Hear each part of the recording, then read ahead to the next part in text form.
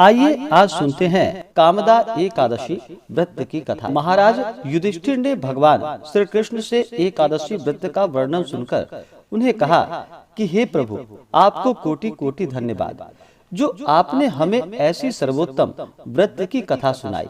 मगर इससे हमारी जिज्ञासा और ही बढ़ती जा रही है और बार बार यही इच्छा होती है कि और भी आगे की सुंदर कथाओं को मैं सुनूं। हे महाप्रभु, चैत्र शुक्ल एकादशी का क्या नाम है और इसका क्या महात्म्य है, आप कृपा कर मुझसे कहिए। पांडु नंदन के इस प्रकार धर्मयुक्त विनीत विचारों को सुनकर भगवान श्री कृष्ण ने कहा कि हे राजन, यह प्रश्न महाराज दिलीप ने अपने गुरु महर्षि वशिष्ठ से किया था। उन्होंने जो कहा था और जो सुनाई थी वही हम तुम्हारे सम्मुख प्रकाश करते हैं। हे राजा, चैत्र शुक्ल एकादशी का नाम कामदा एकादशी है। इसका व्रत करने वाला महान पापों से छूट जाता है। यह एकादशी अत्यंत पुण्य को देने वाली, पापों को नष्ट करने वाली और संतान को देने वाली है। सुनो, तुम्हें एक प्राचीन आख्यान सुनाते हैं। एक नगर का नाम भोगीपुर था और वह महान ऐश्वर्यों से संपन्न भी था। वहाँ पर यक्ष और गंधर्वों का निवास था। राजा का नाम पुंडरीक था। राजसभा में नित्य ही गान वाद्य हुआ करता था।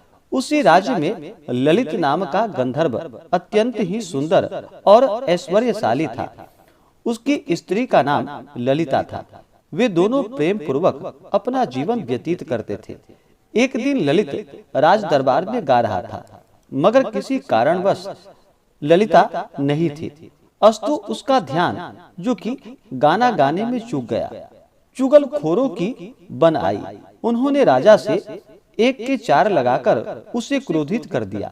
राजा ने अत्यंत क्रोध कर कहा कि हे दुष्ट, तू राक्षस हो जा। राजा के श्राप से ललित तुरंत ही राक्षस हो गया।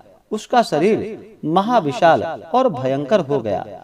हाथ पांव एकदम कुरूप और बेडौल हो गए।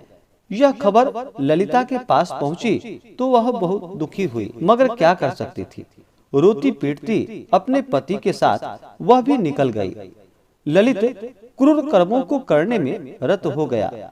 घूमते फिरते ये दोनों विंध्य प्रदेश के पर्वतों और जंगलों में जा पहुँचे, जहाँ पर महर्षि श्रृंगी का आश्रम था। ललिता दौड़ती हुई महर्षि के आश्रम में जा महर्षि के चरणों में मस्तक रखकर रोने लगी।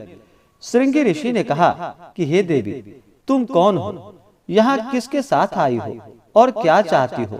महर्षि के ऐसे वचन को सुनकर ललिता ने कहा कि हे प्रभु, मेरा नाम ललिता है। मैं वृंधवा नामक गंधर्व की पुत्री हूँ। मेरा पति श्राप के कारण राक्षस हो गया है। उसी के कल्याण के लिए मैं आपकी शरण में आई हूँ। आप कृपा कर श्राप से मुक्त होने का कोई उपाय बतलाइए। ललिता के ऐसे वचन को सुनकर महर्षि ने कहा कि हे देवी, अभी चैत्र का महीना है। तुम चैत्र के शुक्ल पक्ष की कामदा एकादशी का व्रत मेरी बताई हुई रीत के अनुसार करो और उसका फल अपने पति को अर्पण करो। तुम्हारा पति अवश्य ही श्राप से मुक्त हो जाएगा।